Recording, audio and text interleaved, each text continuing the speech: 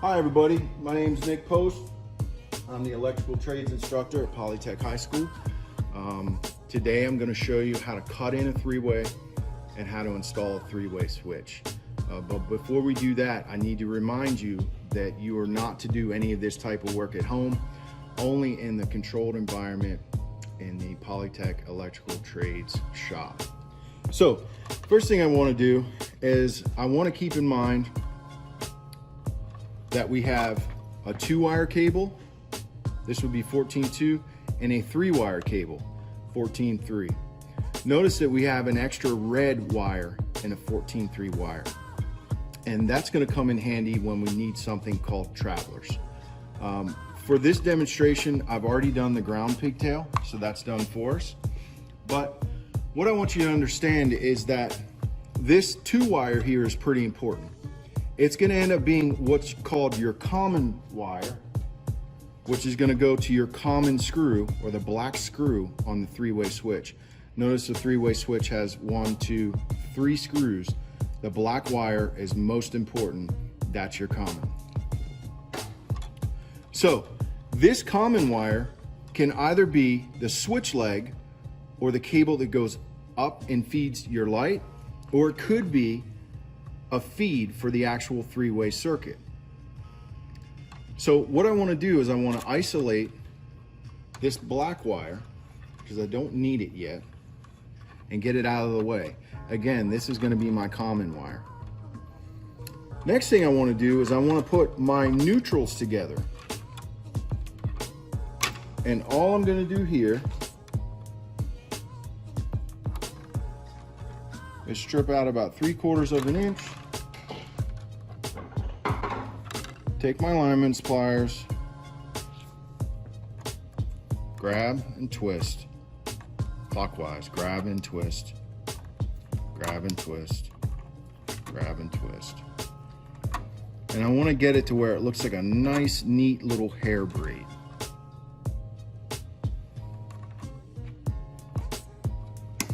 Cut the end off on an angle. Then I want to put a wire nut on it. I'm going to finish with my lineman's pliers just because it makes it a little easier. Now what I want to do is I want to bend this wire so it looks nice and neat in the back of the box. And I prefer that your wire nuts are facing up. And the reason for that is because if you're ever in an outdoor situation hooking up an exterior light like a garage light or a house light or anything outside, you always want your wire nuts to face up. That way, when moisture gets into the box, and it absolutely will get into the box, the moisture sheds away from the wire nut. If they're facing down, if you look there, that becomes a little cup for moisture, and that's going to corrode everything, make it not work. So, nice and neat, wire nuts facing up,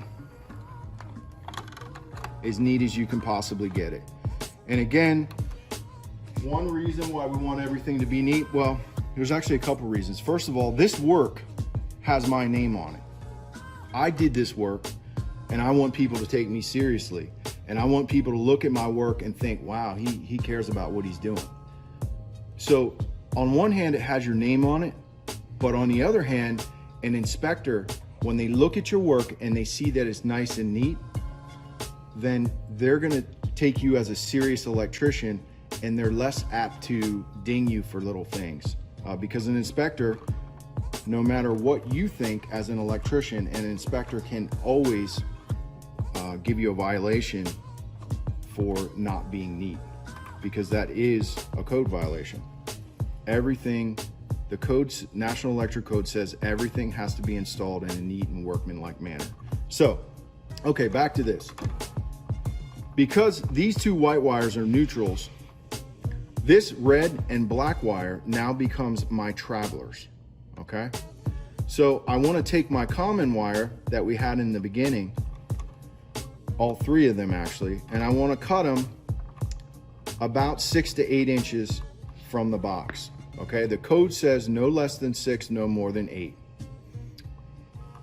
One rule of thumb is, and it depends on how big your hand is, You could put your hand out here and cut it a little ways back. That's what I used to do, but after you get a lot of experience under your belt, you just need to look at it basically.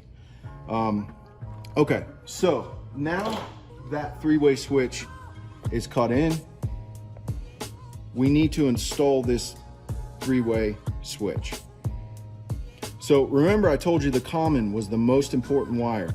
If we look in this box, and I'll show you a way to identify it anywhere, identify a three-way switch and how to hook it up. Your common is always in a cable by itself.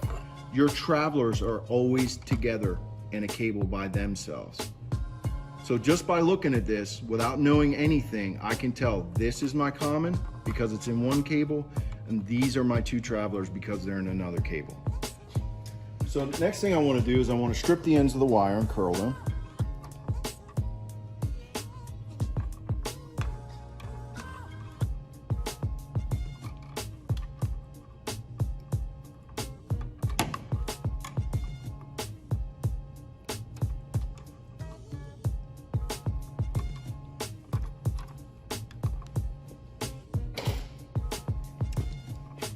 And then this wire, being my common, is going to go around my black screw.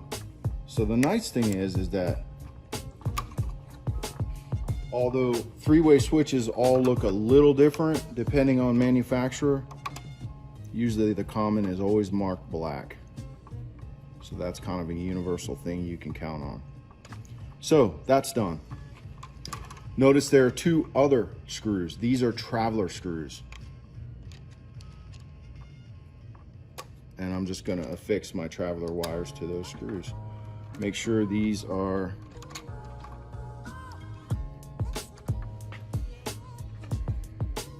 make sure your wires are running clockwise. Wrap it around. Sometimes it's nice to put a little tension on this so that wire doesn't pop out.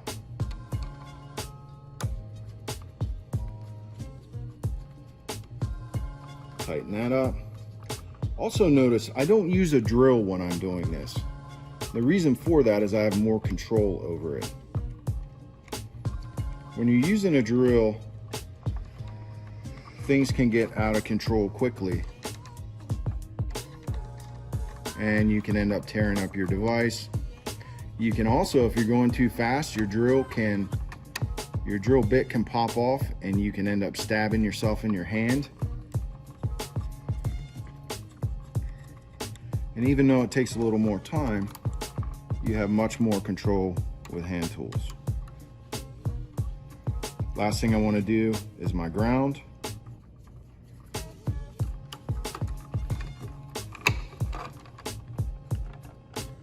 Push it in the box, make sure your ground is pushed back so it's not going to be touching either your hot or your two commons. I'm sorry, your common and your two travelers, and you're good to go. Thanks for watching.